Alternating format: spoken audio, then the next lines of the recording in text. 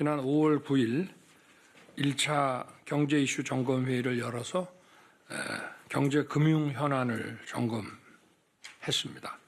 오늘 2차 회의는 반도체 현안을 논의하는 자리입니다. 우리나라는 경제 대외 의존도가 매우 높고 또 글로벌 경제의 작은 변동에도 민감하게 크게 영향을 받고 있습니다. 그래서 작은 리스크 요인까지 미리 철저하게 점검하고 또 대통령실 또 내각 각 부처 관련 기관들이 함께 힘을 모아 선제적으로 늘 대응 방안을 마련해야 됩니다. 앞으로 리스크 사전 점검과 선제적 대응 방안이라는 원칙 하에 경제 이슈 점검 회의를 수시로 열어서 분야별 각종 현안들을 제가 직접 챙기겠습니다. 반도체는 다 알다시피 국가 총력전이 전개되는 분야입니다. 고도의 정보 처리 능력을 가진 최첨단 반도체를 누가 먼저 만들어내느냐에 승패가 달려 있습니다. 경쟁국에 뒤지지 않는 반도체 지원을 펼쳐서 국가가 확실하게 뒷받침해야 됩니다. 지난 4월 9일 대만 지진 사태 당시 반도체 현안 긴급 점검 회의를 열어서 국내 기업에 대한 지원 방안을 논의한 바 있습니다. 이후 부처 간의 논의를 거쳐서 금융, 인프라, R&D는 물론이거니와 중소 중견기업 지원까지 아우르는 26조 원 규모의 반도체 산업 종합 지원 프로그램을 만들었습니다. 먼저 산업은행에 17조 원 규모의 반도체 금융 지원 프로그램을 신설할 것입니다. 기업들이 공장 신축, 라인 증설과 같은 설비에 막대한 자금을 투자하다 보니 유동성 문제가 발생하게 되는데 산업은행의 지원 프로그램으로 이런 어려움이 그래도 많이 해소될 것이라고 생각합니다. 세액공제는 R&D와 설비 투자금의 일정 비율을 국가가 환급해 주는 것으로 보조금이나 다를 바 없습니다. 올해 일몰되는 세액공제를 연장해서 기업들이 R&D와 설비 투자에 어려움을 겪지 않도록 하겠습니다.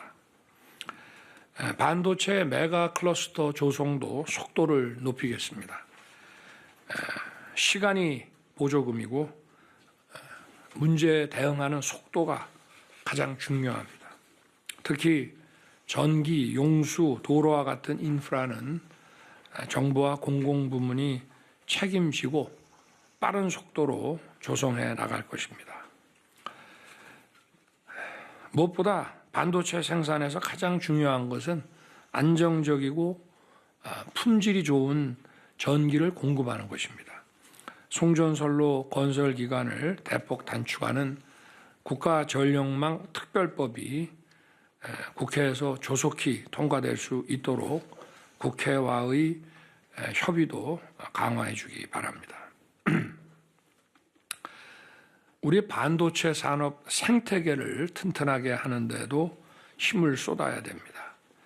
팹리스와 소부장을 비롯한 반도체 중소 중견 기업에 대해 특별 지원 프로그램을 추진할 겁니다.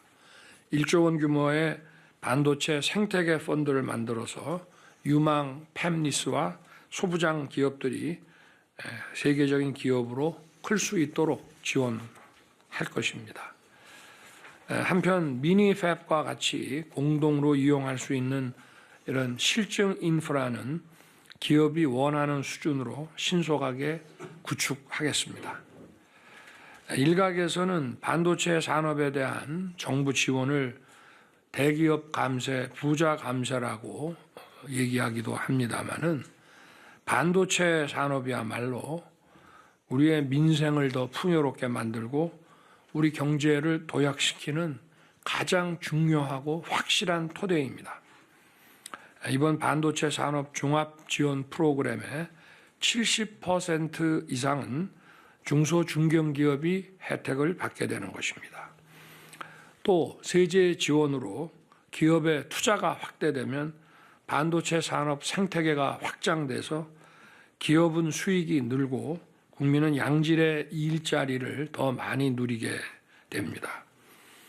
그리고 민생이 살아나고 세수도 결국 증가하면서 경제와 산업의 선순환 구조가 구축이 됩니다.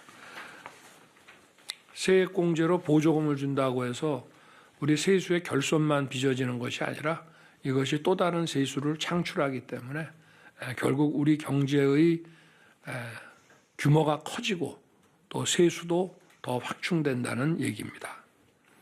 반도체가 민생이고 반도체 산업을 지원하는 이 일 모두가 국민을 위한 것입니다.